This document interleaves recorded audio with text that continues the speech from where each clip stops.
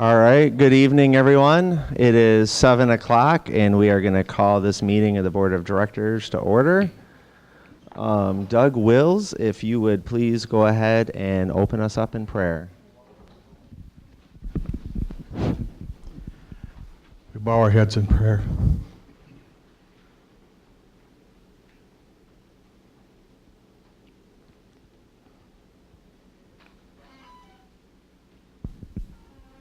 Lord,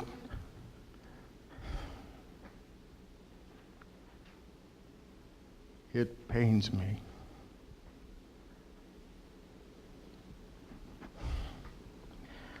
what I'm seeing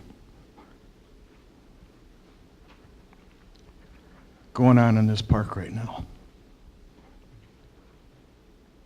We've got a black cloud hanging over us, and it's going to take you to make it go away. We've got friends turning against friends, loved ones having arguments, damage being done, lies being spread. It's tearing this park apart, and we need your help. I'm going to ask for your help, and everyone here also ask for your help to lead us out of this hole that we're in. We want to get things back right. We got a beautiful place here you've given us, and it's just not fair that we should destroy it. We need to come together as a team, not as adversaries, and we're going to need you to do it. Please help us. Amen. Thank you. And then if Greta Pitcher would start us off with our roll call.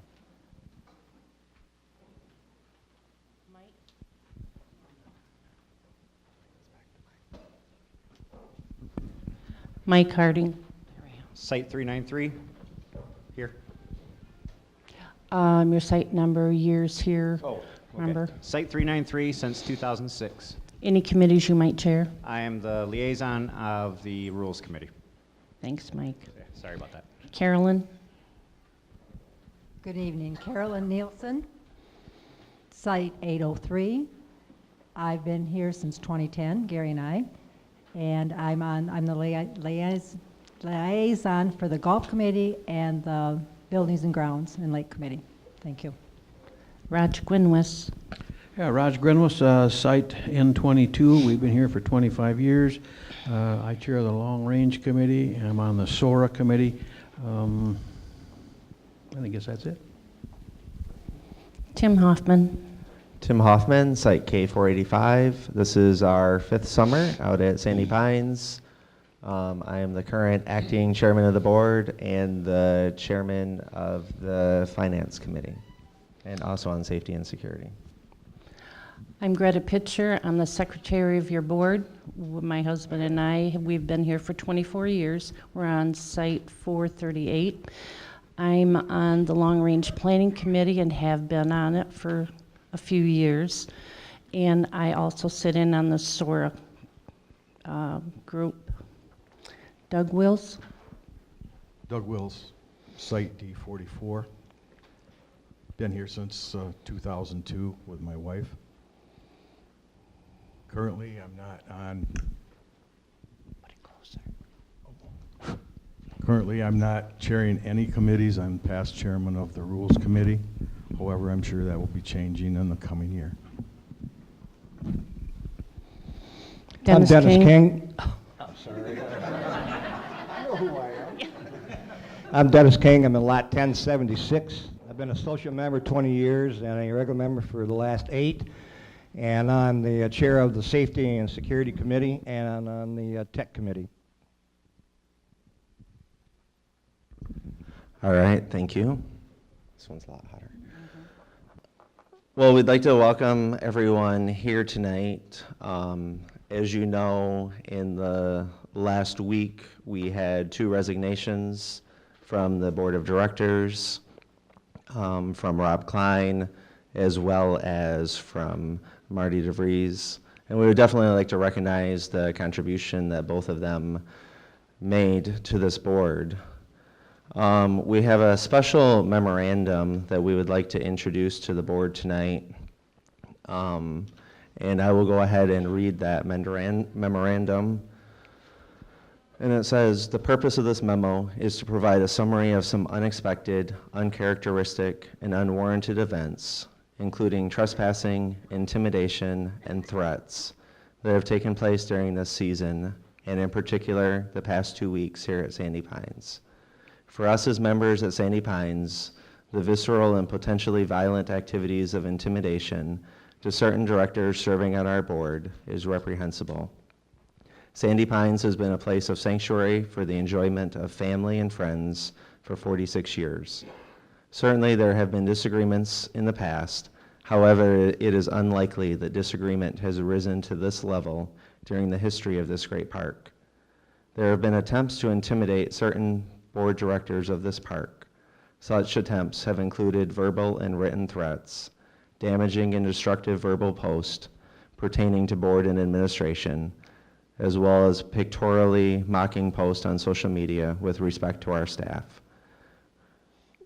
These posts will be included in the data that will be turned over with the investigatory materials. It is the intent of this communication to inform the membership that this type of activity is resoundingly repugnant to the board and administration, and that we are actively and aggressively seeking out the individuals that participated, were aware of, or were involved in the activities or threats to any persons on the board or administration. Be assured that when these persons are found and solid proof is presented, the board and administration will recommend immediate termination of memberships of those found responsible.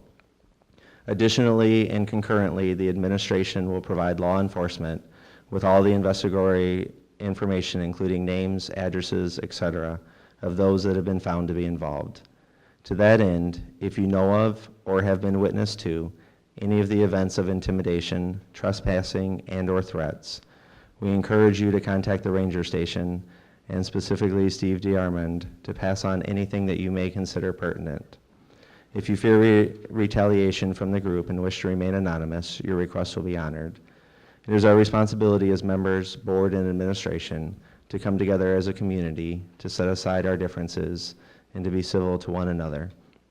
We may disagree on various subjects and certain decisions that are made, but we all must agree that this behavior cannot continue. Sandy Pines remains a wonderful park with the same family values and ethics that built this community. Sincerely, the Sandy Pines Board of Directors.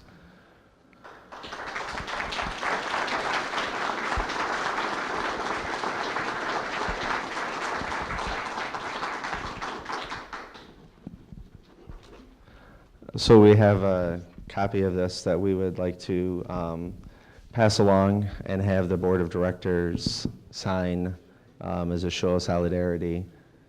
And Doug, you had something you wanted to add as well? In addition to the,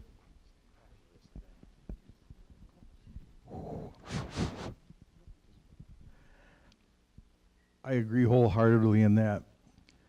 There's a couple things that somehow we inadvertently may have left off, and when you're in a hurry and when you're in a state of excitement over what's been going on. We've overlooked that there's members in here, maybe not right in this room right now, that have also been victimized by lies, and I'll just call them lies, because they are. There's been people that are afraid. We've got candidates. We've got all good people. I don't care who you vote for. They're all good people. They don't deserve this type of treatment, and we have to act on that. There's been things, I've heard the rumors about somebody wants to close the chapel. Really? That's not happening, folks.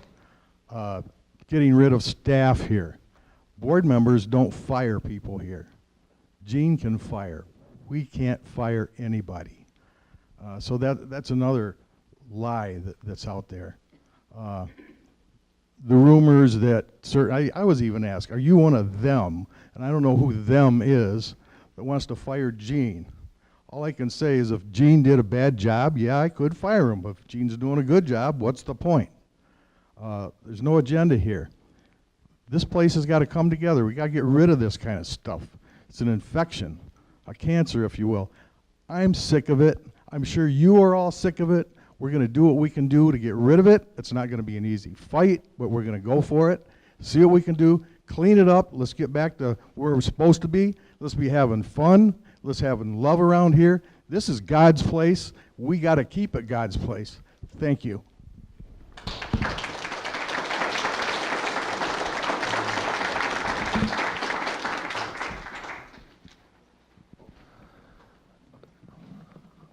All right, well, we're going to open up for member comments. It seems like the way that we did it last time worked pretty well, opening the microphone up here.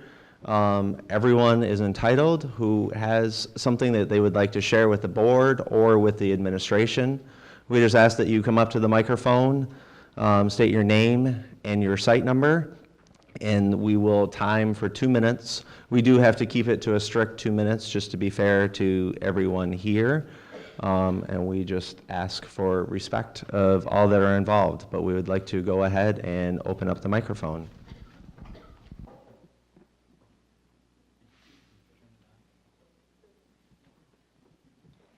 Megan DeHaan.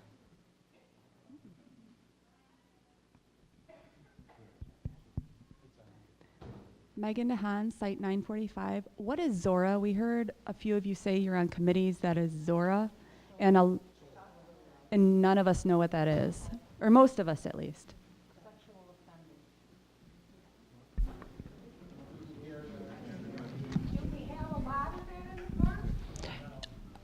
Not anymore.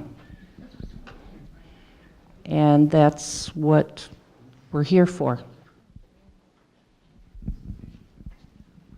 My name is Linda Kessler, and I'm at N404.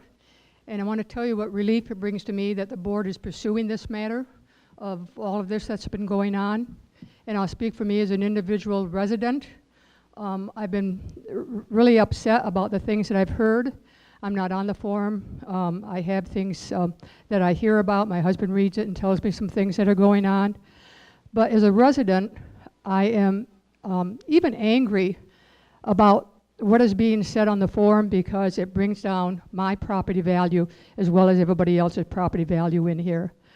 When people are coming to, they hear about Sandy Pines, they know somebody who's been at Sandy Pines, and they come to explore Sandy Pines, and one of the ways that we explore things now is we go on the internet. And when people, and this is my feeling, when people go and come upon that forum and somehow become connected with the forum or know somebody who's on the forum, and they begin to hear about all of this turmoil that's going on, as though we hate each other and as though we're in a war with each other, that affects our property values and the people who are going to be coming in. And if this is allowed to go on, I think that's going to be a very disastrous thing for us as a park and for us as residents. And so I'm really appreciative that whomever has initiated this has initiated it, and I hope that it's carried as far as it can be carried, because I want my property values to stay up as they have. And I love Sandy Pines, and I think most of us do. And there are a lot of other people out there that will love Sandy Pines when they move here. Thank you.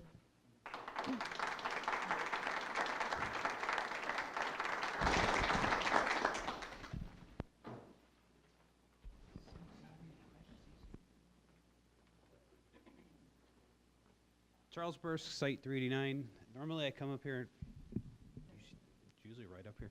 Normally I come up here and I address an issue that I do or don't like. Tonight I have no agenda other than to thank the board members. I know this has been a tumultuous year. It's gotten ridiculous, and I want to thank everybody up here for sticking it out and staying with it and just putting up with all this madness. I really appreciate it, and I think everybody in here does as well.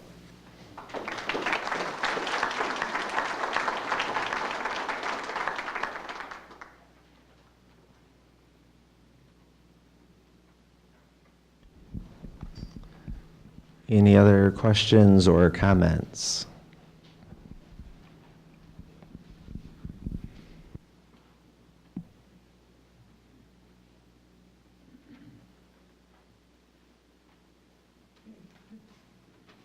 Couple things I'd like to address. One, I'm Jim Bishop, Dr. Bishop, Phase 3, 1052. Phase 3, been there 12 years.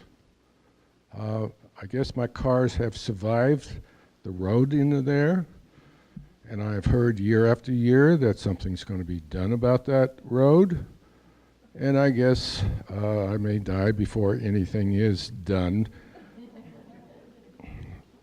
If you're not going to do anything with it, why don't you consider putting in a gate off of 26 so that we don't have to ruin our cars with that wretched road. Second is regarding the indoor pool and the cost. I don't agree with that strongly. I'd like to see a larger pool for adults, not that little thing that we have over there. Let the teenagers have that little pool. Have a larger pool, maybe with a diving board, maybe not, but not indoors. It would save a great deal of money. I'd like to see more attention to the seniors here than just to the kids. I'd like to see more events for the seniors and a real nice pool for us. Thank you for your time.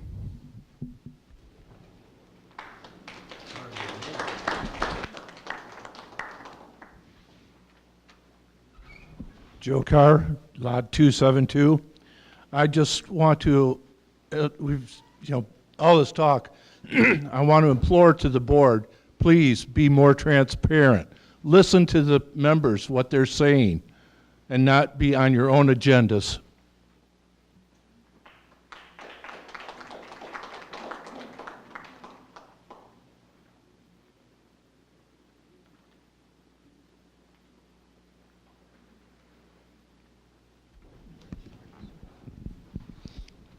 All right, any other comments?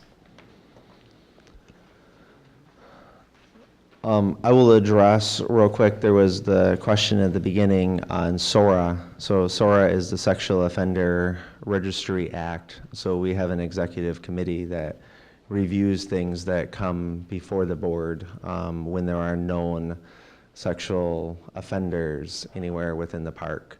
So there is a background check that is done on members, and there are random checks done in other places. So that's what that is in regards to. Well then, it looks like next we have our approval of minutes from July 21, 2017.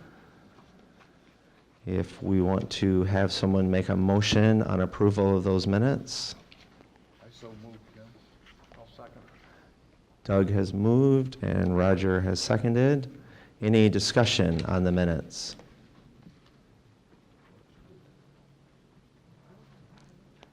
All right, well, let's call for a consensus vote on the minutes. All those, I'm sorry, roll call? Roll call. Okay, roll call vote. Dennis King, Yes. Carolyn Nielsen, Yes. Freda Pitcher, Yes. Doug Willis, Yes. Raj Grenwest, Yes. Mike Harding, Ken Hoffman. Yes?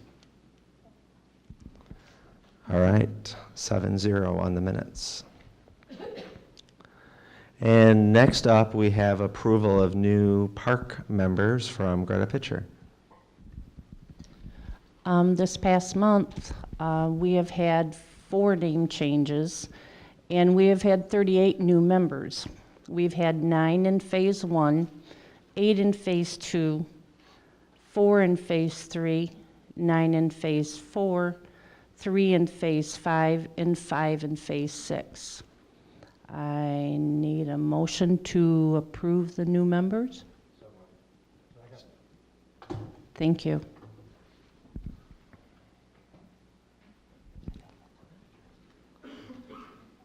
Roll call vote. Carolyn Nielsen, Yes. Freda Pitcher, Yes. Doug Willis, Yes. Raj Grenwest, Yes. Mike Harding, Ken Hoffman, Yes? Dennis King. Yes. 7-0. So the members are approved, 7-0. Congratulations to all of the new members. So we will move into the reports of committees, and I will start off with the executive personnel section. So as we said, this has definitely been a challenging month for your board of directors, but commend everyone for all of the hard work that they have put in, the countless hours, the behind the scenes that's hard to see a lot of times. We did have an executive closed session meeting on August 14 and dealt with several items there. So as you already know, we had the resignation of Marty DeVries, as well as of Rob Klein. And Raj Grinwis stepped into the role of vice chair at that moment, or as vice chair stepped into the role of chair. And at our meeting, it was decided to have myself step into the role of acting chair. And that would run through the end of my term, which is August 31st of this month. So it was a short-term position, which is why I accepted that.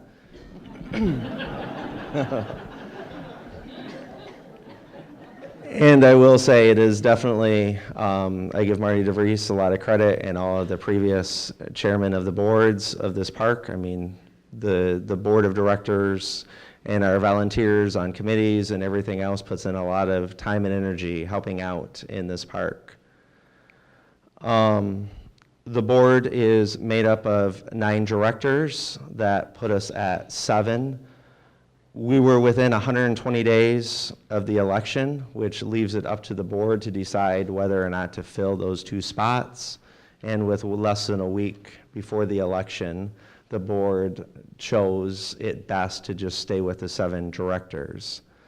And that means that the vacancies will be filled at the election. We will have 3 board members stepping off of the board at the end of this month, and that will be myself, that will be Greta Pitcher, and that will be Carolyn Nielsen. So that leaves us a total of 5 vacancies. So the way that the 5 vacancies will be filled, the ballots are all the same. You still vote for your top 3 candidates for board of directors. The top 3 winners will receive, will serve a 3-year term. The next 2 in line will serve a 1-year term to fill out the remainder of that role. So that is how we will fill the 5 vacancies. And that position for the new board members starts September 1st. So that kind of brings everyone up to speed on how things are going to operate there. We do want to recognize at this moment our outgoing board members and give them an opportunity to say anything if they want to. Raj is going to present these certificates. So we have. Do yours first. Thank you, Roger. That's the way they're stacked. There's Greta's. We have Greta Pitcher. Thank you. Thank you much. Carolyn. And Carolyn Nielsen. Let's give these directors a round of applause.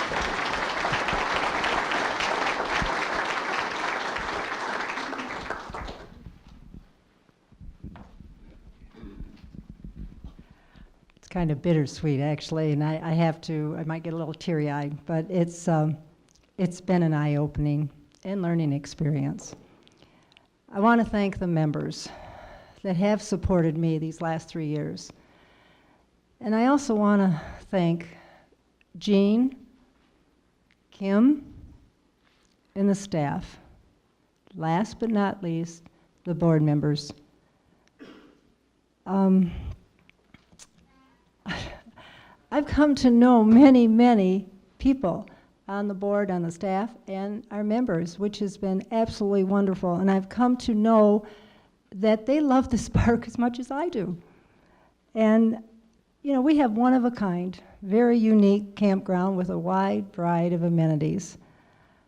All I can say at this point, with the 5 new members that will be voted in, I wish them all the wisdom and the knowledge to maintain this unique recreation facility that we call Sandy Pines. Thank you.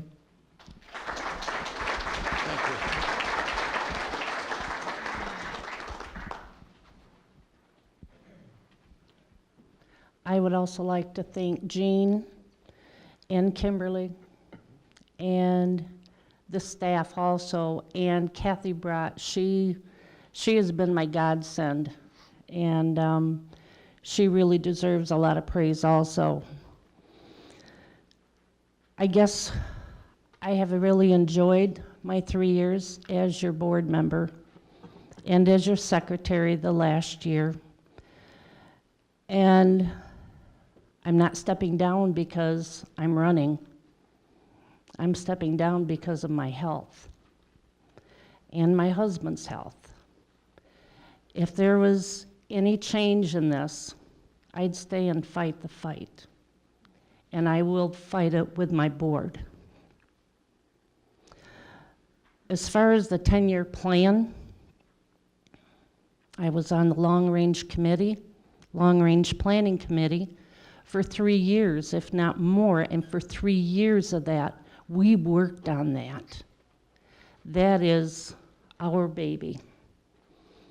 And if anything were to happen with me going out now, it would be the passing of that, because that's what's going to keep the park the way it is now and better, and get our pool back, which is what I believe all of us want. I know that's what I want. I don't want to see things go away here. That's not how I see this park when we came in 24 years ago. We've seen so many things happen in this park. With everything that's gone on, I want to shame the people on that forum. Shame them for putting us through this, for the lies, Ms. Castle, that you put on your forum.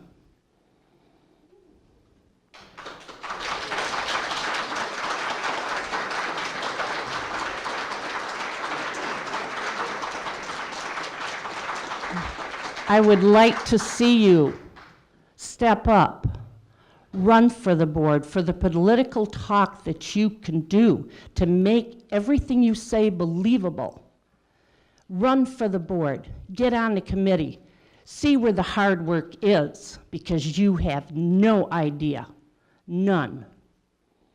So you just keep doing what you're doing, and these people here will spread the word that you spread nothing but lies.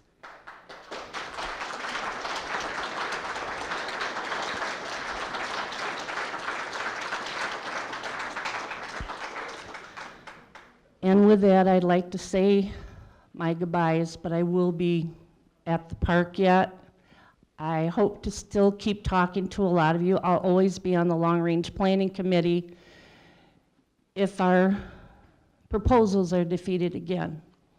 I will work harder to help it pass eventually, to keep our park the way it is. But I always hoped that that would happen with me going out. Thank you so much for your time.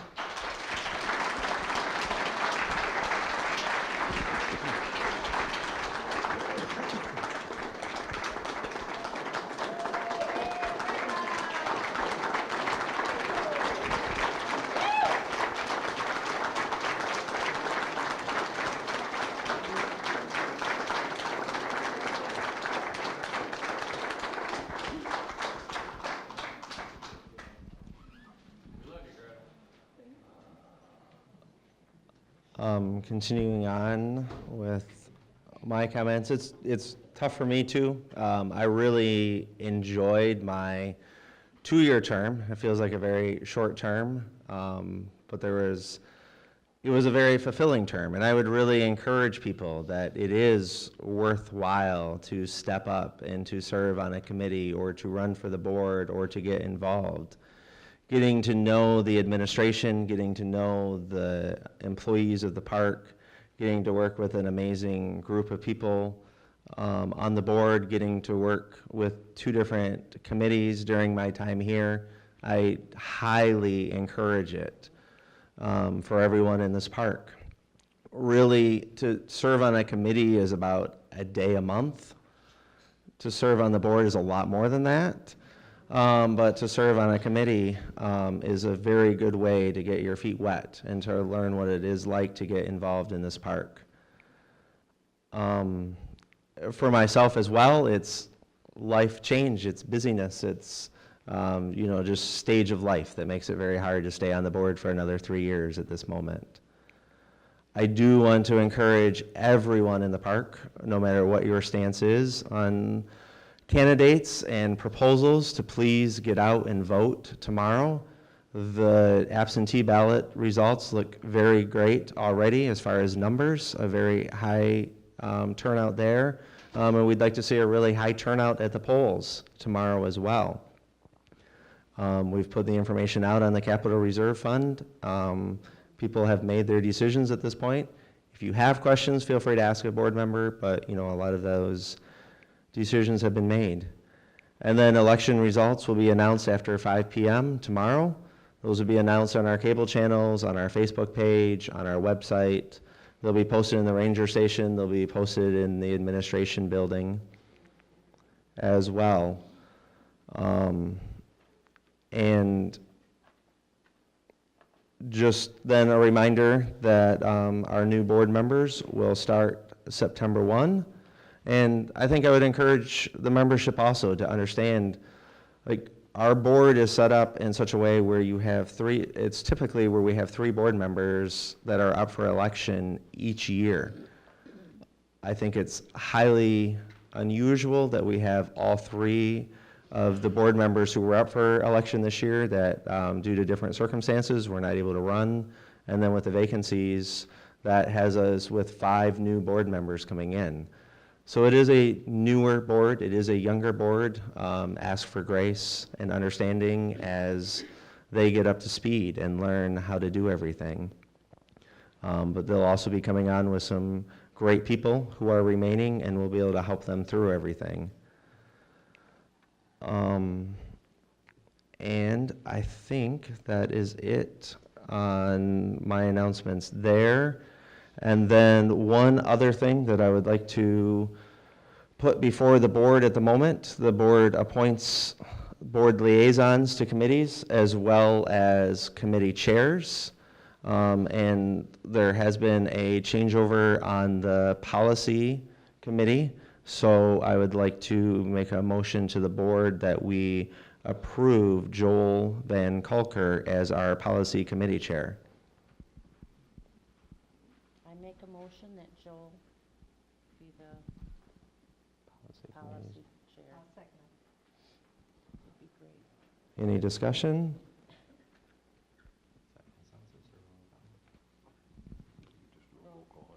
We will do a roll call on that, Kimberly. Raj Grinwith, Yes. Mike Harding. Yes. Tim Hoffman, Yes. Dennis King. Yes.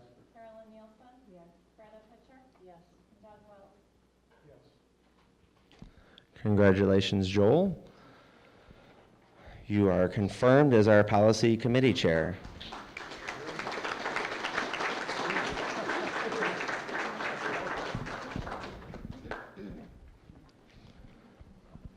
All right, well, we will move on now to our finance.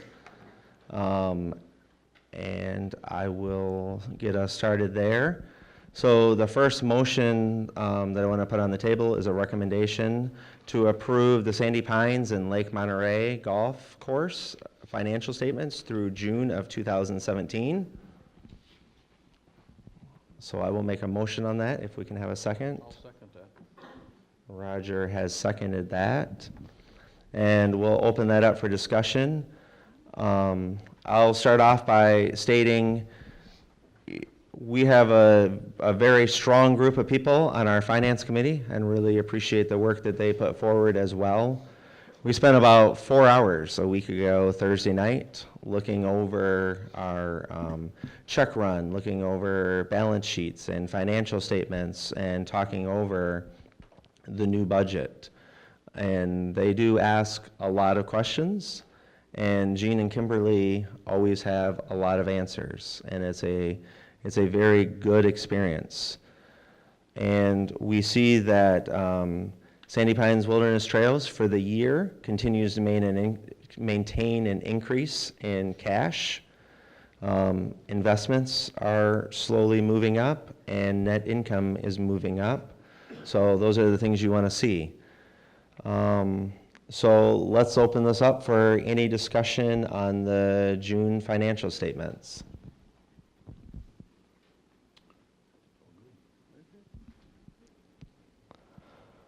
All right, well, you guys are much easier than our finance committee. Let's go ahead and do a roll call vote on that. Raj Greenwald, Yes. Mike Harding. Yes. Tim Hoffman, Yes? Dennis King, Yes. Carolyn Nielsen. Yes. Greta Pitcher, Yes. Doug Wells. Yes. Approved 7-0. All right, that is approved 7-0. The next item is to recommend to approve the 2017-2018 Sandy Pines operating budget.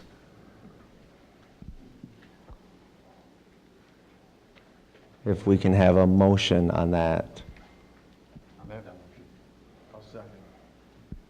All right.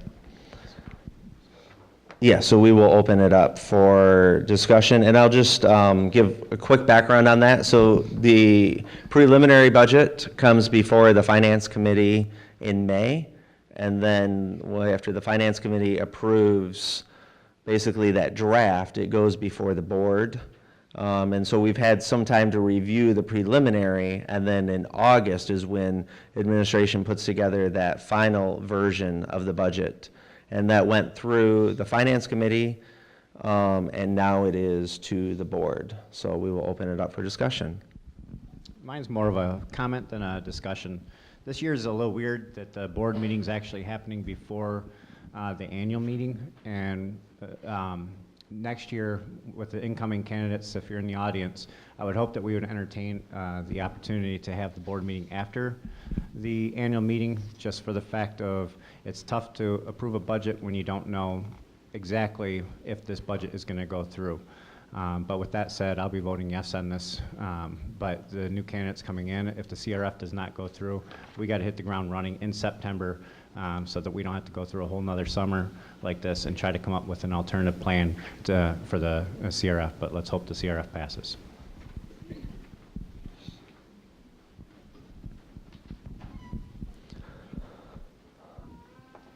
A couple notes I have from the Finance Committee that I'll share for everyone here. So the 2017-18 budget is $14,000 better than the 2016-2017. So that means after income, after expenses, we are $14,000 ahead. There are increases in payroll with some new positions, which has been definitely discussed. And fees for the membership are staying mostly the same. There is a small change on proximity cards, and there was some new rental trailers that were added into the park. So because they're new, those have fees tied to them. But the administration has done a good job of keeping fees flat at this moment in time. Any other discussion, or are we ready for a roll call vote? Let's pull a roll call vote. Raj Greenwald, Yes. Mike Harding. Yes. Tim Hoffman, Yes? Dennis King, Yes. Carolyn Nielsen. Yes. Greta Pitcher, Yes. Doug Wells. Yes.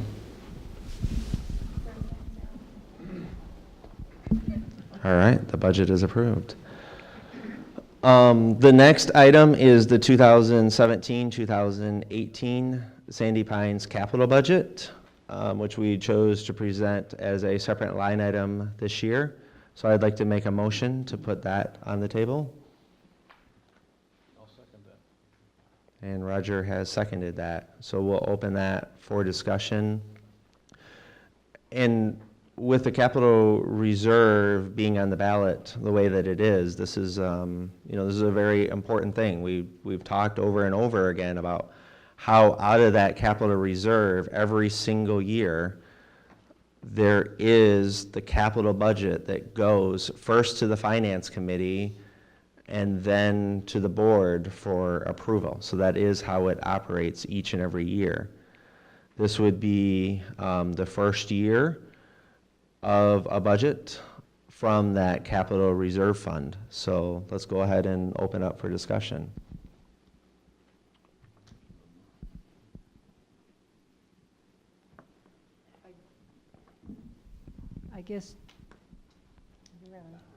I guess more for maybe hopefully the members and ourselves, if the capital reserve, I think Mike addressed this, if the capital reserve fund doesn't pass, then what do we do with the budget? If the capital reserve fund does not pass, then we would have to hold an emergency meeting on the capital portion to figure out what changes we are going to make. And I'd like to have some discussion from other board members as well, but did want to point out some of the major items that are in the capital budget for 2017, 2018.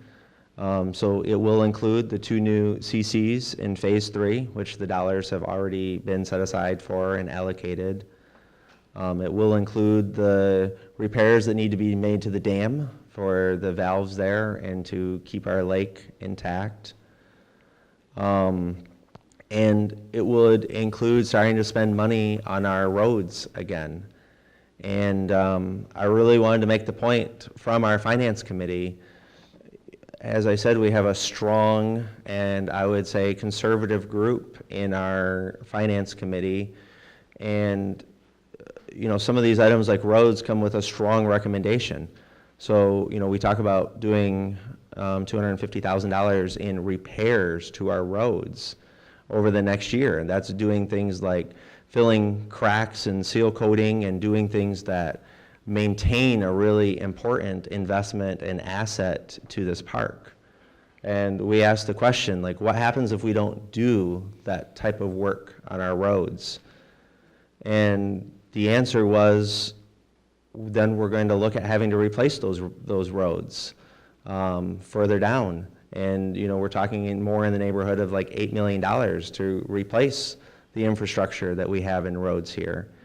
And, it's those types of things that I think from long-range planning and from finance and stuff like that of really wanting to take care of the assets of this park. And the administration has put a lot of work in and having those roads analyzed, figuring out for each and every foot of road. There's a large spreadsheet I have right here that talks about, the road in front of your trailer, how wide it is, how good of shape it's in, how much it would cost to replace it, the whole 9 yards. The other things that are on the capital budget are some retail center renovations, getting the cameras, getting the camera systems working better in the park, pickleball courts, improvements to campsites, those types of things. So those are the types of things that this administration is trying to get done and this board is working to support. Anything else before we call a roll call vote? All right, Kimberly? Ken Hoffman. Yes? Dennis King. Yes. Carolyn Nielsen. Yes. Greta Pitcher. Yes. Doug Wells. Yes. Raj Greenwald. Yes. Mike Harding. Yes. Bruce 7-0. Thank you. Next is to put on the table the recommendation from the Finance Committee to approve the 2017-2018 Lake Monterey Golf Course operating and capital budget. I will make the motion. Doug made the motion and Carolyn is seconding. Let's open that up for discussion.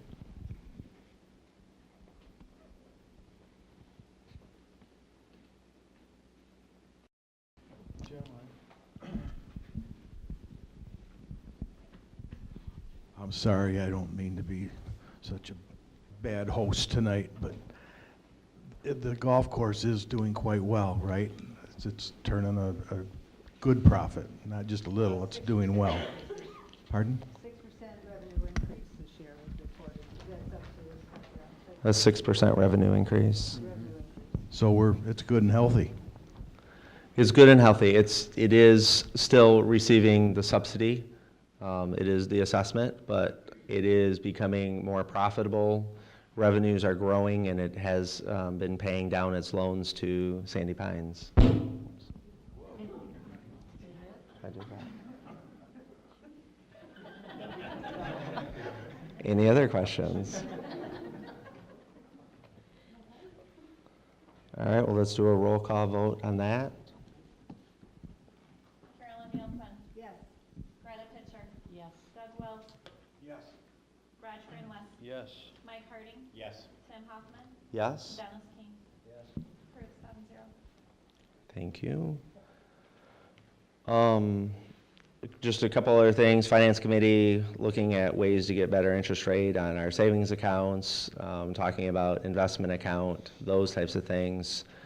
And I would just recommend to the future board, we have funded our 180-day operating reserve, and so it's really important to set what our next strategies are in those areas.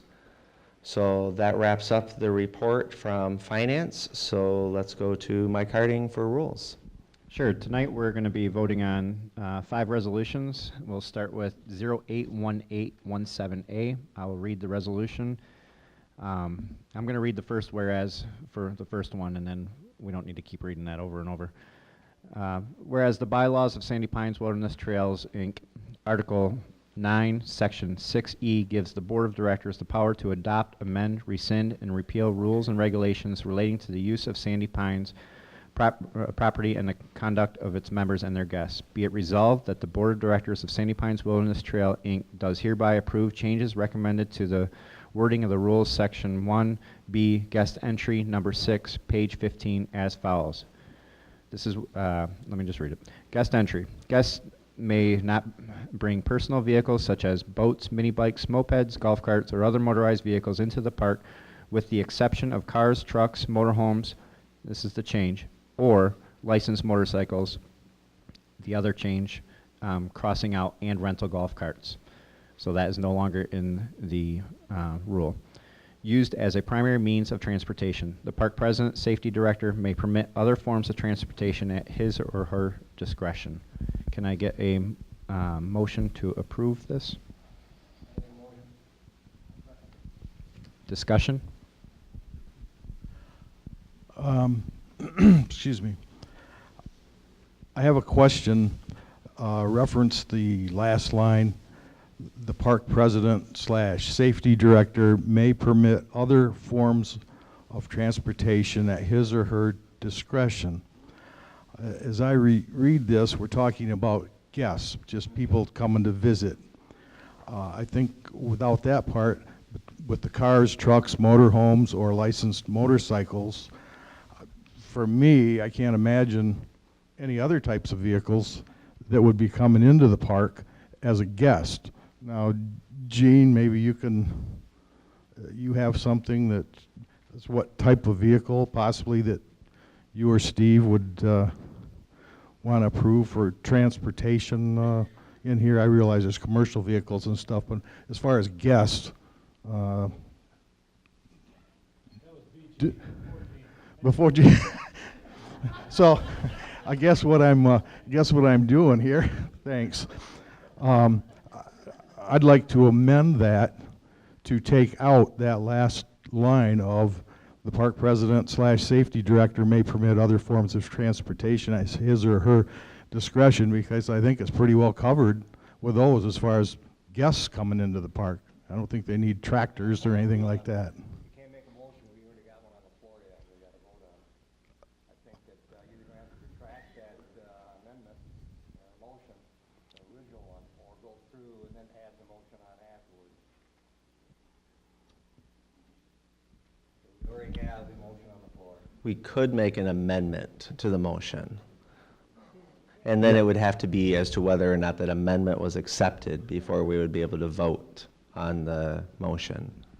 Okay, so that's what I'd like, to make an amendment and have us vote on that and then proceed to approval of the rule. So I'll make a motion to strike the last line, the park president, safety director may permit other forms of transportation at his or her discretion. Second?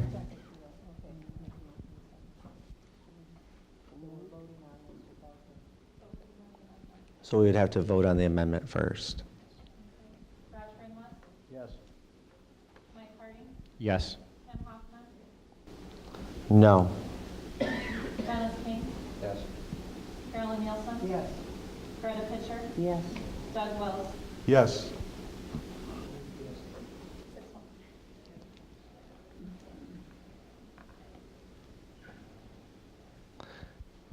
Any other discussion on this? So we can call a roll call.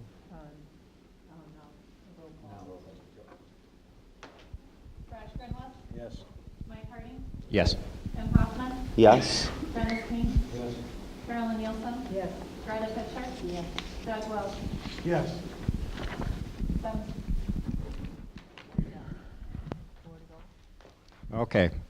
Resolution number 081817B, resolution to amend wording of the blacktop driveway rule. I'm not going to read the whereas, but I will read the be it resolved that the Board of Directors of Sandy Pines Wilderness Trails, Inc. does hereby approve the change recommend to amend the wording of the rule section 3, items requiring permits, N, blacktopping driveway, page 38 as follows. The following conditions need to be completed to install blacktop driveways: 6-inch PVC pipe buried 4 to 6 inch below surface across the front of the area to be blacktopped. A minimum of 75% of stormwater will be directed to and dissipated elsewhere on the site. Adjacent unimproved green area drive must be sloped towards your unit.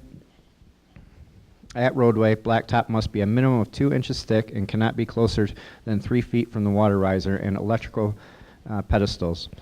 Area must be marked with stakes and can no longer than the area of two park vehicles. This is the change. The size is limited to 20 by 20, no more than 400 square feet. End of change. If repairs to water lines, electrical, or any other utility lines are needed and the blacktop must be dug up, Sandy Pines will not be responsible for any damage or repairs. The park inspector must approve all work and member must sign in. Can I get a motion for approval of Resolution 081817B?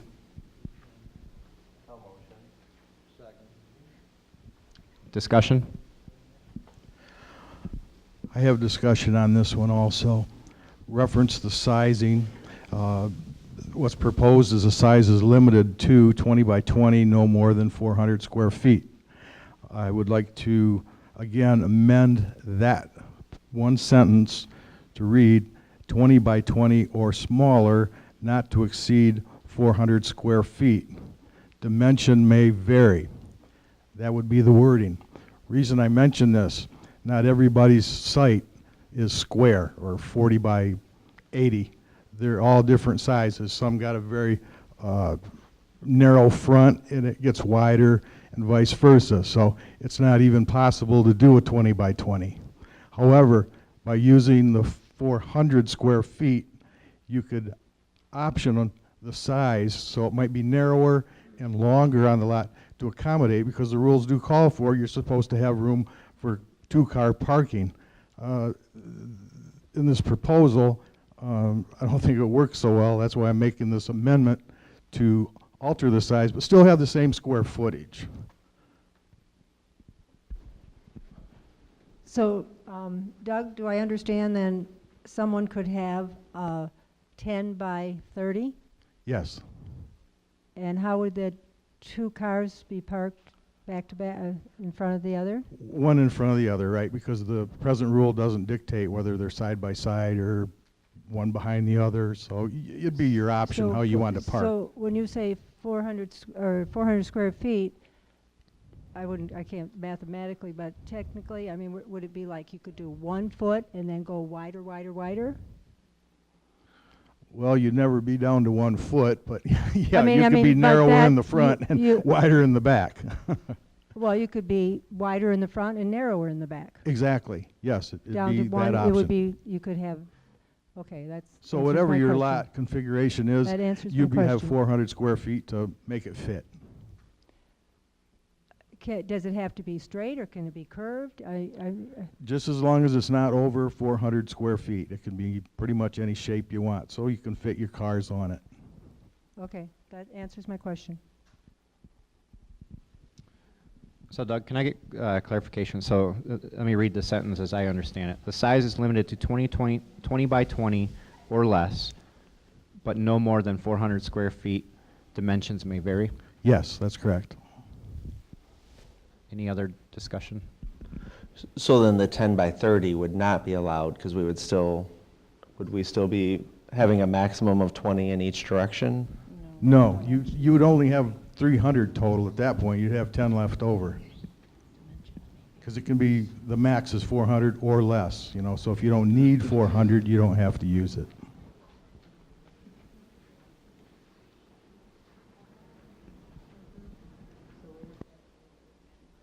So we are on the second amendment, motion for the amendment to change the wording of the first motion to the size is limited to 20 by 20 or less, but no more than 400 square feet. Dimensions may vary.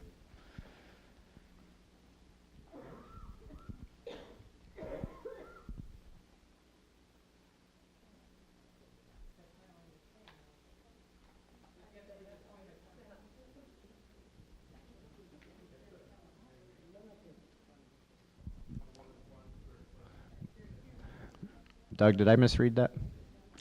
No, 20 times 20 is 400.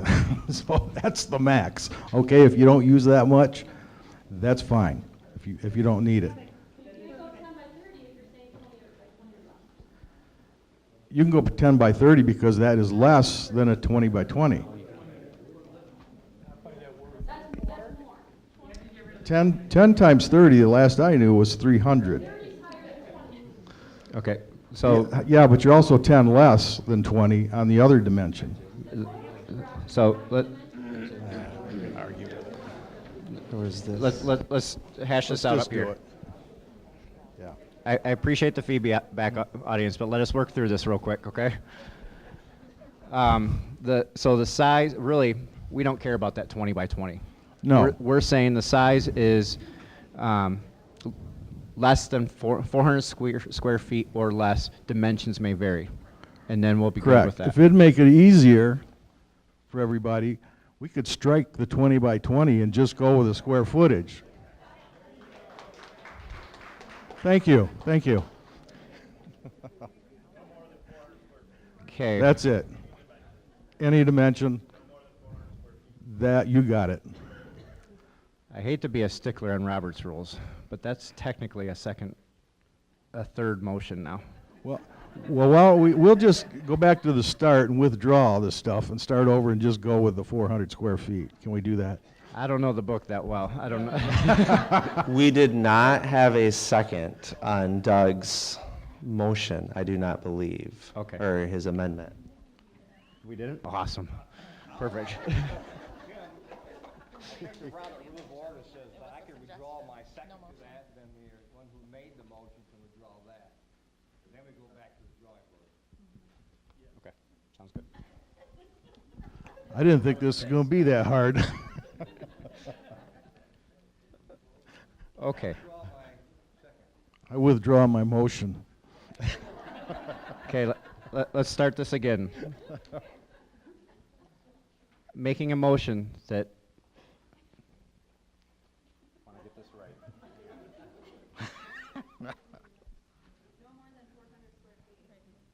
Yeah. Okay, so the motion is the size is limited to no more than 400 square feet. Dimensions may vary. Correct.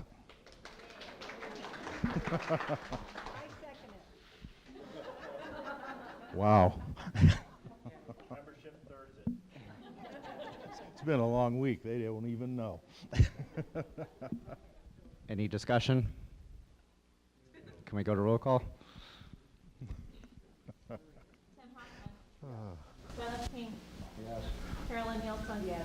Greta Pitcher. Yes. Doug Wells. Yes. Raj Grenwa. Yes. Mike Harding. Yes. 10-0 approved. So now back to the original resolution with that amendment. Yeah, and here is me. Any discussion on the first? Are we ready for roll call? Yeah. Do you need it all on the second amendment? Yeah. So we accepted the amendment, now we're voting on the motion, the original motion, with the amendment as part of it. But do we keep the original motion? Dennis withdrew. So you gotta have another motion on the amended resolution. Okay. I make a motion to approve resolution number 081817B with the amendment. Seconded by Carolyn. Discussion? Roll call? Dennis King. Carolyn Nielsen. Greta Pitcher. Doug Wells. Yes. Raj Grenwa. Mike Harding. Yes. Tim Hoffman. Yes. Approved 7-0. Okay. Halfway through. Let's have a hand for that man. All right. This is in regards to resolution number 081817C. Be it resolved that the Board of Directors of Sandy Pines Wilderness Trails, Inc. does hereby approve changes recommended to amend wording to the permits section 4, items requiring 2 permits, F, air conditioner, page 40 as follows. Sandy Pines will allow a self-contained air conditioner and/or heat pump designed for mobile home application. The following rules will apply. The trailer must have a 50 amp service. Unit must be wired to meet or exceed all local and state codes. The 220 line must be underground approved with a disconnect mounted on the unit. Total amp draw package of the AC or heat pump must not exceed 40 amps. Units must be connected to the trailer by use of flexible insulated duct, which could be disconnected if necessary. Unit must be placed on a pad. Unit must be located in, this is the amendment, striking back or front of the trailer in the 4-foot setback, to now changing that language to 2-foot setback of the trailer. Can I get a motion for resolution 081817C?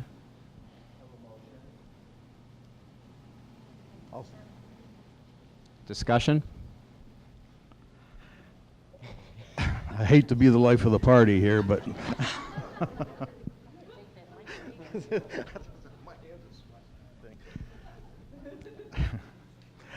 it's not going to be as bad as the driveway, folks. It says the unit must be located 2 feet setback of the trailer. I've got no problem with that. Sometimes we run into this with rules. Some folks, they go in to pull a permit and they don't understand what setback is. I mean, I didn't know it till not long ago because I'm not in construction. The only thing I was going to say was maybe a slight wording change to clarify that, to, instead of using the setback thing, to have it no closer than 2 feet from property line, rather than the 2 feet setback. This would, to me, it just clarifies it so it's a little easier for most people to understand. The old rule was front or back. No, we're going to sides because now you'll be able to put it on the side, but you can't be any closer. The unit, the side of it cannot be any closer than 2 feet from the property line. So you could put it on the side if you've got the space. If you got 6 feet and you got a 4-foot wide unit, then you could fit it in and you'd still be 2 feet off of the property line. No. Okay. That's what's being amended. That's the old rule. So you making a motion? I make a motion that we change that wording to no closer than 2 feet from the property line. Can you get a second? I'll second it.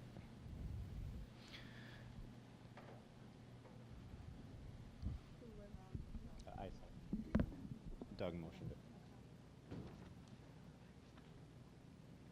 So just to be clear, Unit must be located no closer than 2 feet from the property line. Period. Any further discussion? Roll call?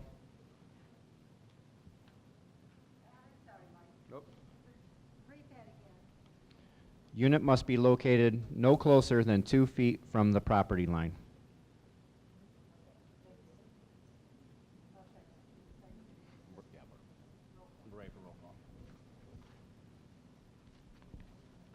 Raj Gringlas?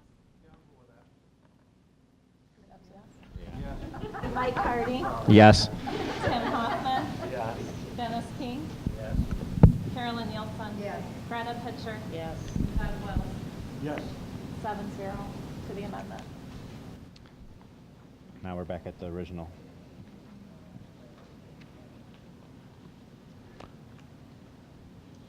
So, any discussion on the original? Go to roll call. Raj Gringlas? Yeah. Mike Hardy? Yes. Okay. Tim Hoffman? Yes. Dennis King? Yes. Carolyn Nielsen? Yes. Greta Pitcher? Yes. And Doug Wells? Yes. Approved resolution 081817C, 7-0. 2 more to go. Resolution number 081817D, resolution to add wording for convenience center parking rule. Be it resolved that the Board of Directors of Sandy Pines Wilderness Trails, Inc. does hereby approve changes recommendations to add wording to the rule section 6, or 11, I'm sorry. Designated parking overflow area G, convenience center parking, page 21 as follows. Convenience center parking. Anything to the right of the sign is golf cart parking only. Anything to the left of the sign is vehicle parking. Sign will read, golf cart parking only, parentheses, with an arrow pointing to the right, end parentheses. $100 fine will apply if you are in violation. Can I get a motion for resolution 081817D for approval? I make a motion to approve. I second.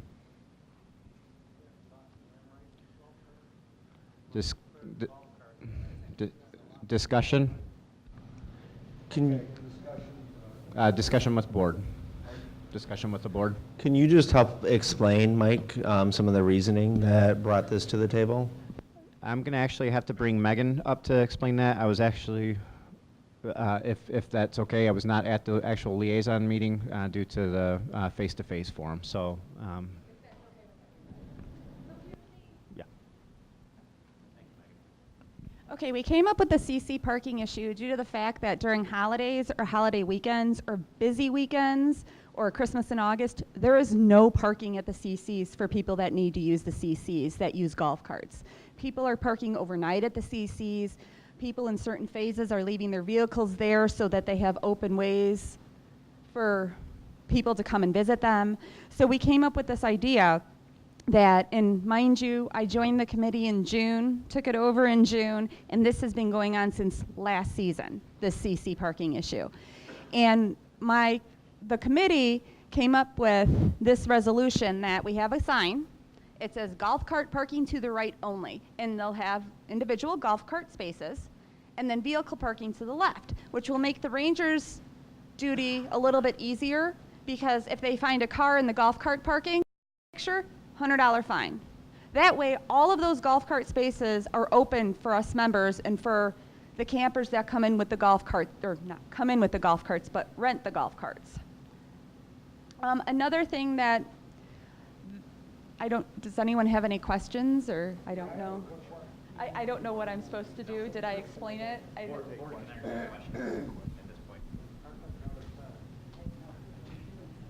So then, the way I understand it, maybe I misunderstood it, but if the cars are parked to the left, can they be overnight?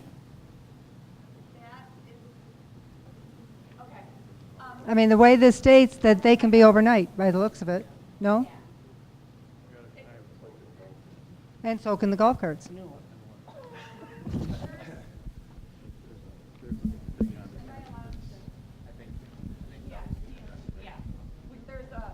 I'm going to try to address this. There's another separate resolution that directly addresses this issue.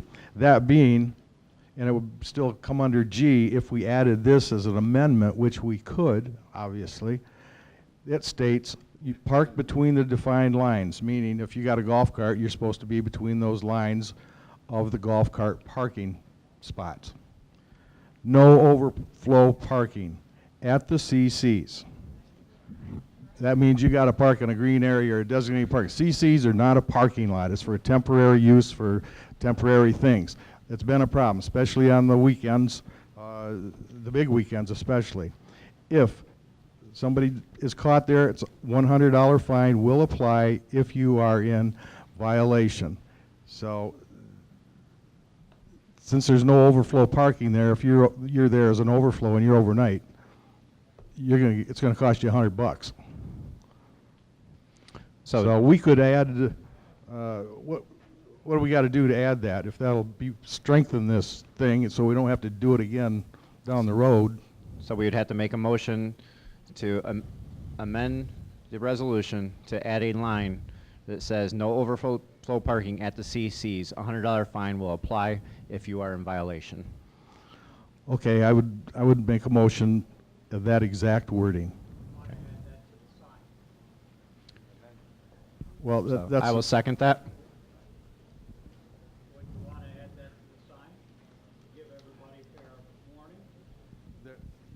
Mike, do you want to add like no overnight parking? Sure. Rather than no overflow, just overnight?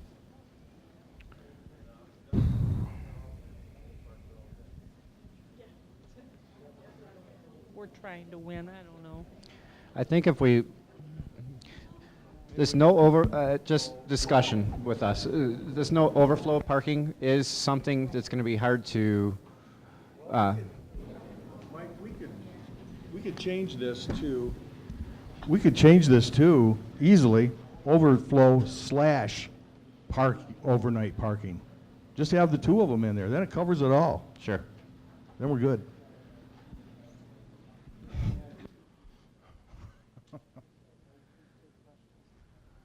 All right, so the language is to add to the end of the original, adding a new sentence that says, no overflow / overnight parking at the CCs.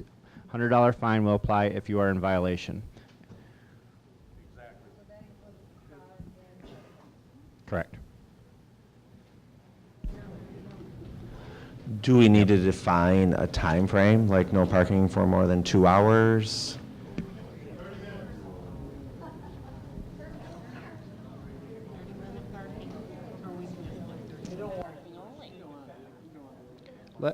Let's, why don't we try this out? We have Labor Day coming up. Try out this new rule amendment, see how this works out, and then if it needs to be polished up, then we'll kick it back to the Rules Committee.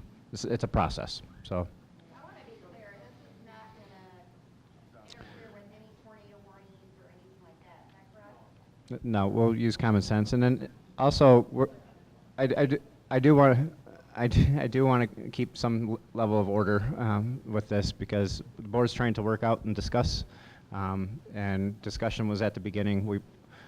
So I fully appreciate people wanting to weigh in on this, but I would like the board to be able to talk through some of these issues. Sir, this is a board. Discussion is only at the board table, please. The board meeting rules, we don't have the back and forth. So,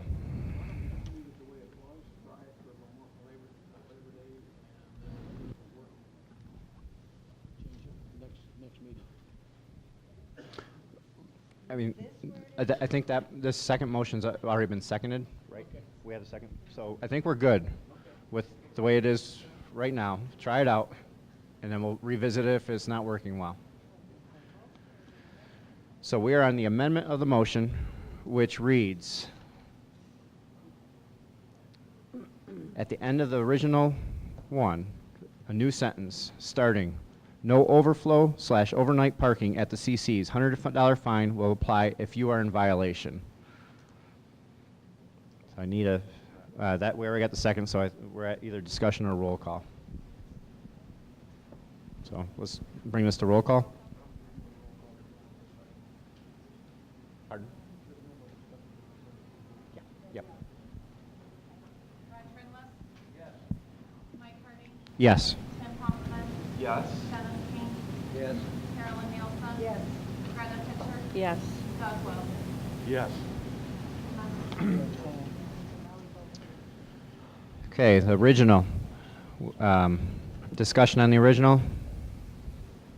Seeing none, roll call.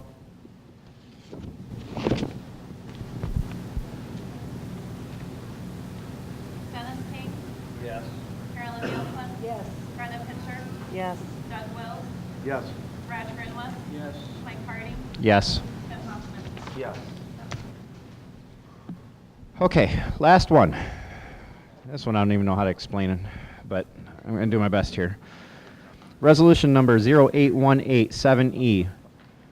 Be it resolved that the Board of Directors Wilderness Trails, Inc. does hereby approve changes recommended to amend placement of shade structures in the handbook to one area. These changes are permits, section 3, items requiring permits, page 35B, screen shelters, page 37M, other shelters, and page 38R, gazebos as follows. In lieu of reading all these strikeouts, basically what this is doing is it's restructuring to move all the shade structure areas, items in the handbook to one single area instead of spread throughout the handbook.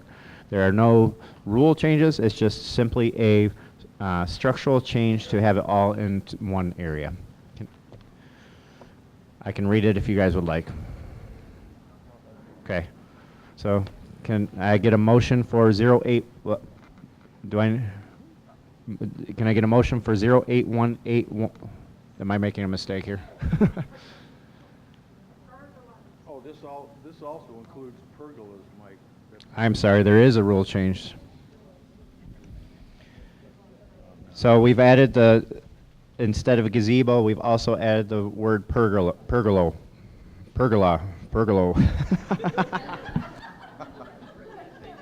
Sorry, guys. The definition: an archway in a garden or park consisting of a framework covered with a trained climbing or trailing plants may also have fabric or vinyl covering. Is that right?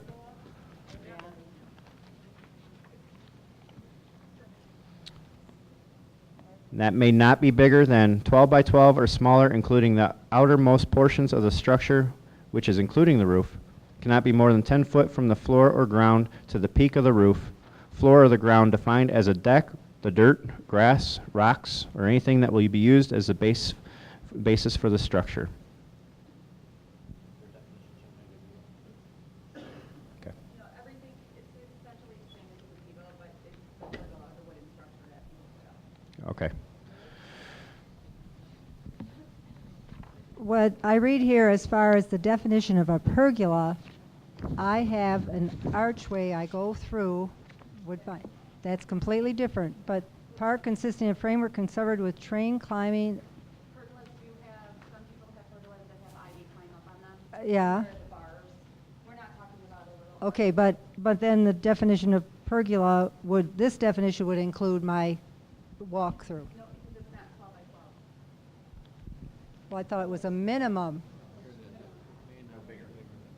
It may not be bigger than 12, so mine is smaller than a 12 by 12. But it's not really a pergola. Okay, it's just the definition I feel is really inaccurate.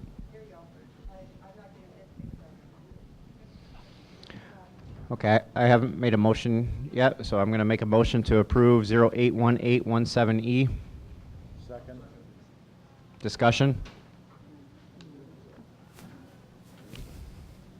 No discussion? Then can we bring this to a roll call?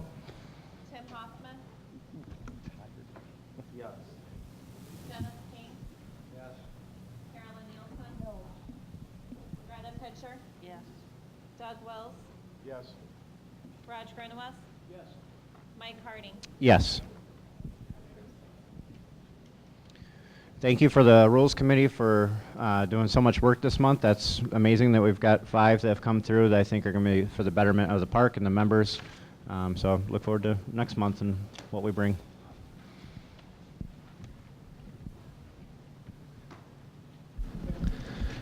All right, thank you. So it looks like next up we have long-range planning and Roger Grinwis. I have no amendments to deal with.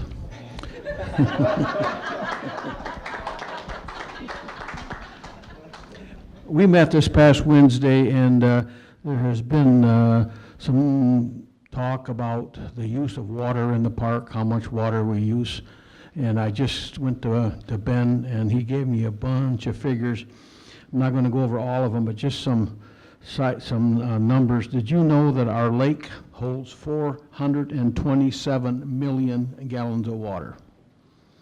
And we use at our sites 1.5 million gallons of water a year for the summer. That's total. That's not just one site. That's all the sites in the park. And we have 4 wells that pump into the lake. We have a chapel well that alone, that big well out by the chapel, that pumps 211,800,000 gallons a year. That I think pumps into the lake. And the river pump that we use in the spring pumps about 97 million gallons of water into our lake to keep it up. And we pump approximately 454,000 gallons into the lake during the summer because of the fact that the humidity draws, if it gets above 80 degrees and the humidity is really high, it'll suck 1 million gallons a day out of our lake. It's hard to believe, but according to what the state says and DEQ and the figures and all that, that's what's out there. And Ben says that the long range for his department, it was something to do with the distribution center, which is all the piping under the roads, which brings the water from the well to all the trailers. He said probably within the next 5 to 10 years that's going to have to be looked at, and that goes right down the middle of our roads. But he said that because they can drill now under, it wouldn't be a big deal if they had to put pipe under the road to fix that. And last month, somebody asked if we would look into a way where they could go from phase 3 to phase 2 or whatever without going all the way around the park. And the Long Range Plan Committee, we're going to do a walkthrough at our next meeting. We're going to go over there and walk through that and see what the possibility of that is. And the one fellow on our committee thinks that there's a pretty good way we could do that, and it would be pretty cheap to just put a gravel trail around. If you remember, there was a trail back there. There's a walking trail, and we thought we could probably hook onto that, and maybe so you could go from phase 3 out, come into phase 2 on the corner of 136, so you wouldn't have to go all the way around. It's something we're looking at. Also, pardon me? No, that's good. Okay, and also seepage pits were talked about. Our well system is so far is very well, pun, but the system, it could be in the next few years, 5, 10, 15 years, maybe that if our wells start to produce the wrong numbers, that the state would come in and say, you have to do something with your seepage pits, because you can't use them anymore because it's leaking into the water and it's getting into our drinking water and that type of thing. By the way, our average well here is 265 feet deep. And but that would get into it. And then we talked about maybe putting cement tanks in our driveway or something and putting our gray water and the black water together in the same tank and getting it pumped maybe once a year or once every other year. But we're looking into that, and it all depends what the DEQ says. And that's all I got. All right, let's give it to Carolyn for building and grounds. I have it. All right. Building and Grounds and Lake Committee. We met Saturday, August 5th. There were 6 of the 9 members present. Ideas were discussed to upgrade the cement work and improve the landscaping around CC2. Jean, our park president, was invited to clarify questions relating to the renovation, the retail space, and the new planned use of the vacated spaces. Plans are being drawn up and will be made available to the committee for review and input. The committee also discussed the unsightly appearance of units with no skirting. It is the committee's desire that if a unit remains in place for longer than 30 days, it should be skirted. The committee felt the best way to approach this matter was to encourage the owners to do so with an offer, this would be a volunteer offer, to assist if doing so presents hardship. So I would be one to volunteer if somebody needs to put their skirting around their trailer. If you go into the phase 2 and some of the back ones, the older trailers, you can see right under them, and just for some security, because there's a lot of kayaks and stuff that are stored under there, and they're just really open to the public, unsightly and probably more apt to be taken, unfortunately. It was also reported that the nuisance muskrats are doing damage to some of our boat docks and some of the boots on inboard motors. It was also looked into by Jess Larson. He contacted an exterminator from Grand Rapids. It was stated that fall is the best time to trap muskrats. He recommended using floating traps baited with ripe apples. So if you have some problems, that was what he suggested. There has been a problem with the high-powered boats on the lake who throw a big wake. They are undermining some of the seawalls, and also, needless to say, how rough it is on the dock boats along the wall. The committee suggested that the lake speed limit of 35 miles an hour be more carefully monitored. It was a unanimous concern of the committee members to encourage the legitimate needs of the capital fund proposal and committed to being ambassadors to encourage their passage. And this meeting was held August 5th, and I must say we've had some great conversations and discussions and learning about the capital fund. So the meeting was adjourned and supported. The last meeting of the year is Saturday, September 9th at 9 a.m. Thank you. Thank you very much. And then do you have a report on the golf course committee as well? I sure do. Thank you. Bill Reynolds chaired the August 3rd Golf Advisory Committee. Gary Peters, the manager of the golf club, he reported that courses revenue is up 6%. That answers Doug's question earlier. That's the course revenue.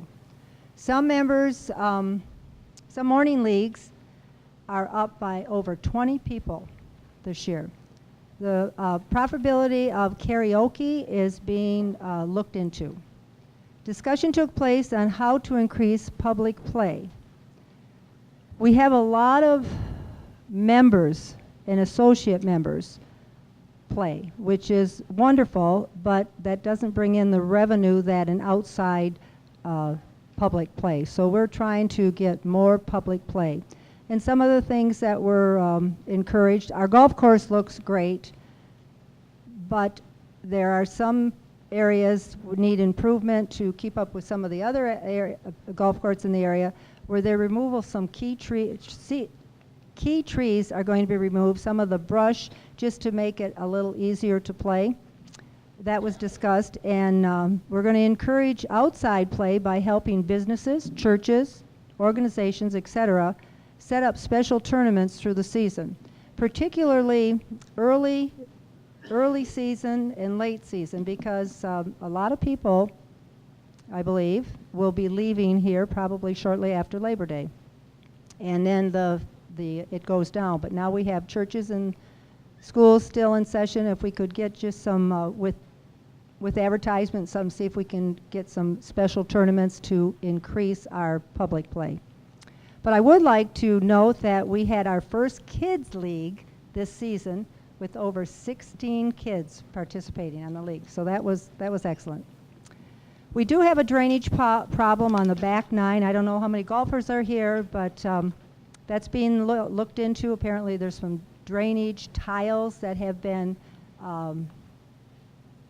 broken, and they are in the areas. What we suggest is that after a heavy rain, golfers stay on the golf path and walk to their balls rather than driving their carts across the fairway. But then it was noted in the meeting that not all holes have golf paths. And so what we would like to do is that the golfers use common sense. Do not cut across the fairway on your carts after heavy rain. It makes big divots, and it just costs us more money to repair them, us being, since that is our golf course. And so just use if you're golfers, use your sense, and exercise is good. Leave your cart, walk to your ball. Looking into green fees was discussed. The current dress code is not being enforced. Discussion took place on how to handle members and non-members not adhering to the dress code. The dress code, it's not collared shirts or anything like that. It's just they don't want to see the, do they call them muscle shirts? Cut off jeans, muscle shirts. It's a nice golf course, and we have public play, and I always make Gary wear a collared shirt, but you don't have to. Our next meeting is Thursday. I'm sorry. The new business was, it was discussed the need of 6 bag holders and a shoe brush near the front entrance. It's a very nice clubhouse, and much grass is being dragged into the clubhouse, so please use the brush your cleats off your shoes. Or brush the grass off your cleats. Our next meeting is Thursday, September 21st at 6:30 at the clubhouse. Thank you. Thank you. And then next up would be the Technology Committee. Is Mr. Powers in the room to do a presentation? No? Jean?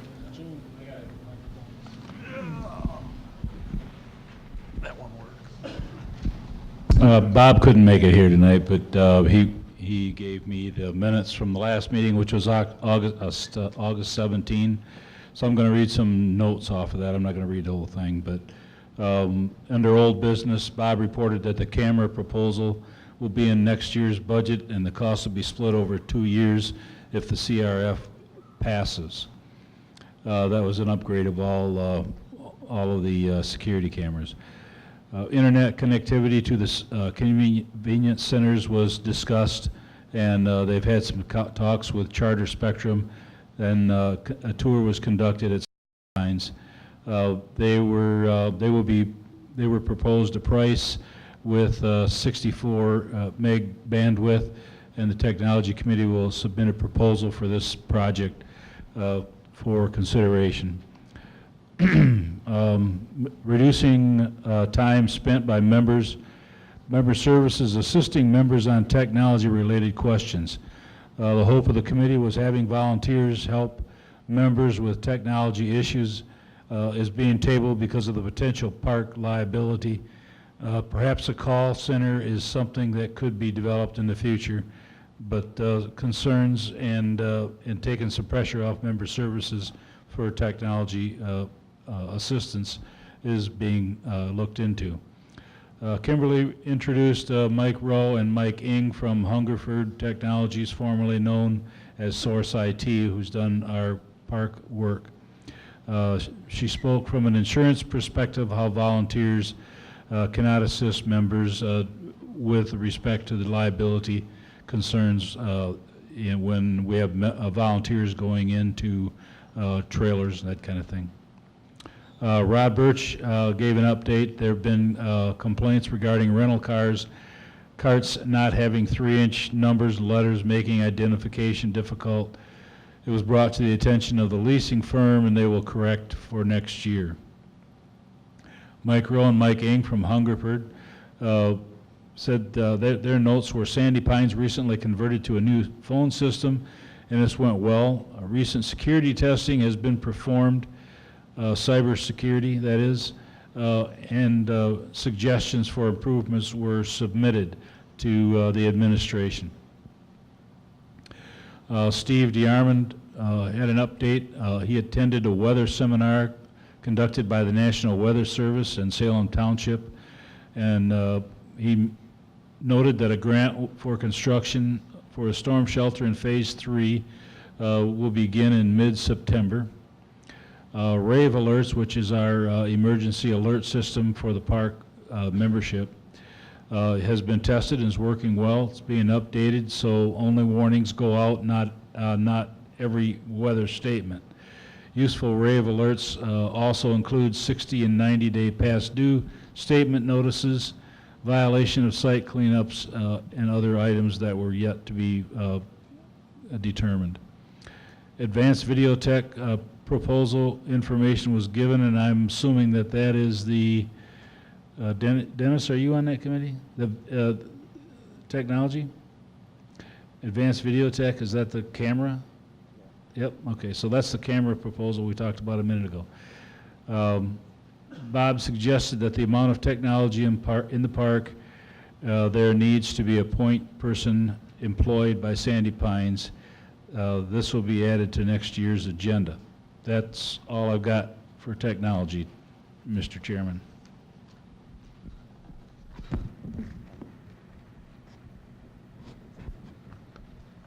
All right, thank you. And next up, we have our policy committee. Joel, are you here and able to give the policy committee report?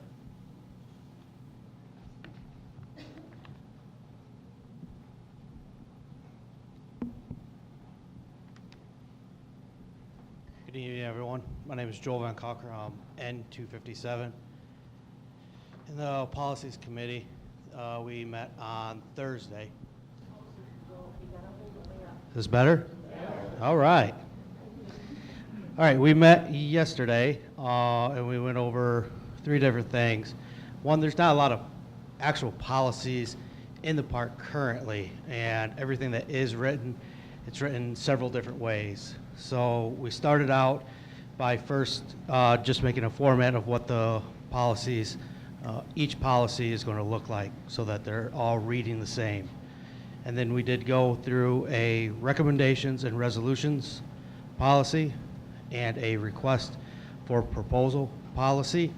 And those, all 3 have been submitted and for the board to review probably in September. Our next meeting is on August 30th.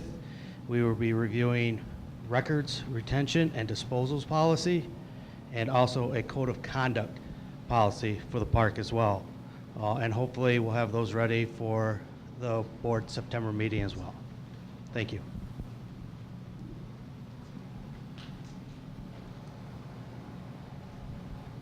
Thank you very much, Joel. And next up on our agenda, it looks like is Dennis King with the Safety and Security Report.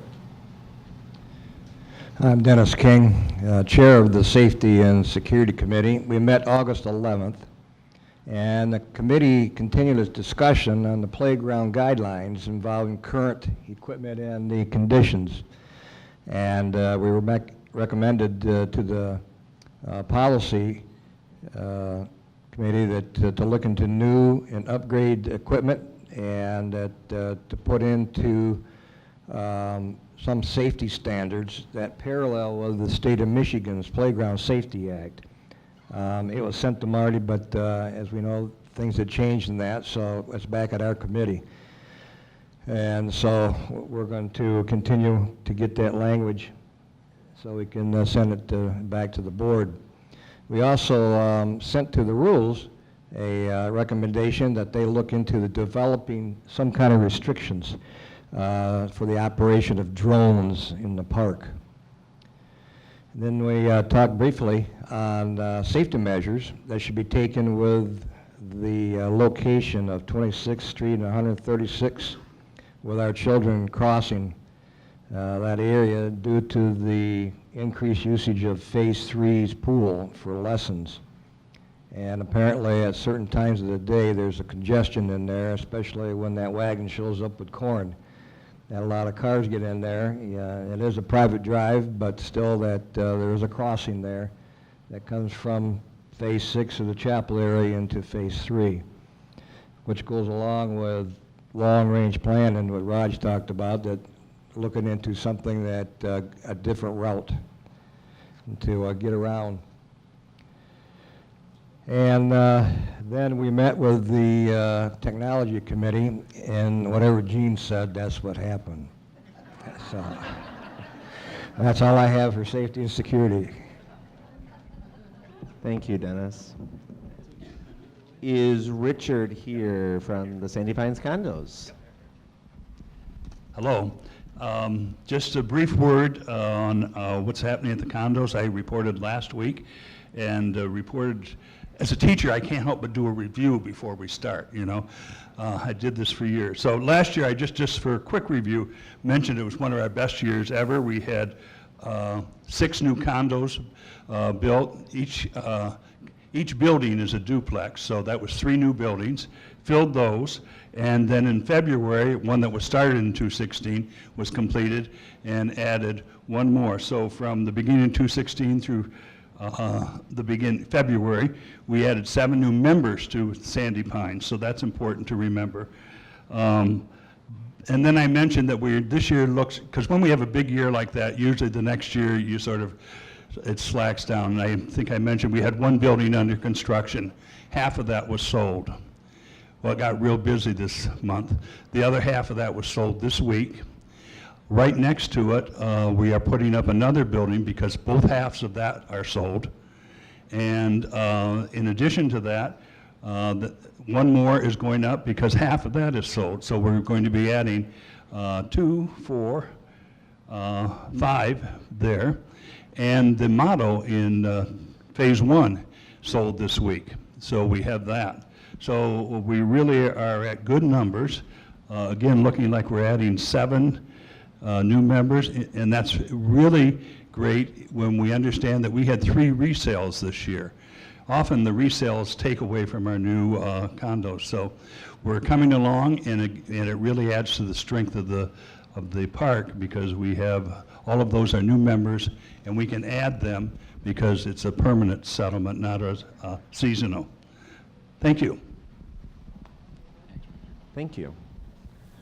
And it looks like next up would be Gene for the president's report. Okay, thank you. I really don't have a report tonight because I'm going to get my moment in the sun tomorrow at the annual meeting, so I invite you all to come to that. But tonight I would like to thank Tim and Carolyn and Greta for the work that they've done in the last 3 years. Appreciate all the help that you've given us. We haven't always agreed on everything, but we've always worked it through civilly and with good debate. And so it's been a great pleasure to work with all of you. I want to encourage the appreciation of this board and of the staff that is here in the park, and show your support by going to vote tomorrow. Again, I want to thank the board for the memorandum to the membership today. It was a much needed, much appreciated, and it got to the point. And I on behalf of the staff, I want to thank you, and I want to thank the staff for staying strong in the face of uncertainty and confusion. And I want to thank those members of the board and those members in the park that have continually encouraged our staff in each day, and it has definitely made a difference. That's really all I want to say tonight, and I thank you all for what's been done here. Doug, I think your prayer has been answered tonight in part, and it will continue tomorrow. Thank you all.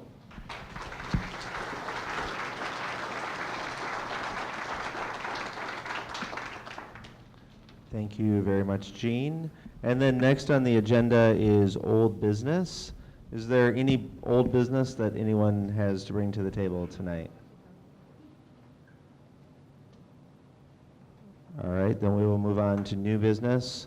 We'd like to remind everyone that the annual meeting is tomorrow in the chapel at 10 a.m. So that is the annual meeting of the park. We first have the meeting for Sandy Pines Wilderness Trails and then move directly after that into the Lake Monterey Golf Course. As well as the election is open tomorrow. So everyone, please remember to get out and vote. Is there any other new business that anyone has tonight? Yes.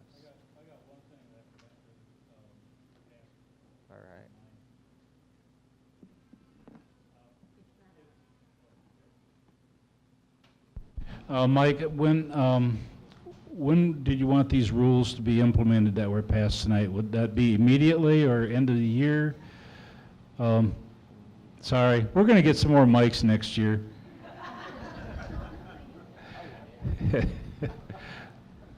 I think next year we have to discuss this because this has to be very difficult and expensive to keep reissuing handbooks. That's what I'm asking.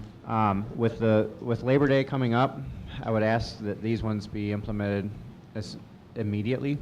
But next year, let's talk about the timing of these so that we Yep. don't have to keep issuing handbooks. And then in the event that there's an emergency rule that needs to be changed, like if this parking situation turns into a disaster, then we would absolutely revisit it and implement that Okay. immediately. But I prefer to be on more of an annual process so that staff aren't Good. running around and That'd be great, that'd be great. And then the only other thing, Mike, I'm going to need to get together with you to get some clarity on the language of that parking sign, what exactly we want that to look like. So that's it, Mr. Chairman. Thank you. Then we have the opportunity on the agenda for any closing comments from board members. Are there any board members that wanted to make any closing comments tonight? I just want to thank everyone, but I don't know if anyone's noticed the clock. We've had 2 days here, so we did a good job.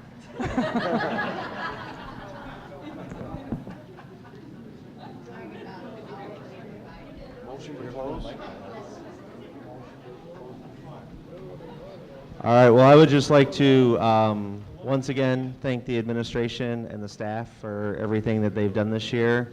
This really is our last meeting of this fiscal year, so it was a pleasure working with this board, and we can make a motion to adjourn. I make a motion, we adjourn. All right, all in favor? Meeting is adjourned.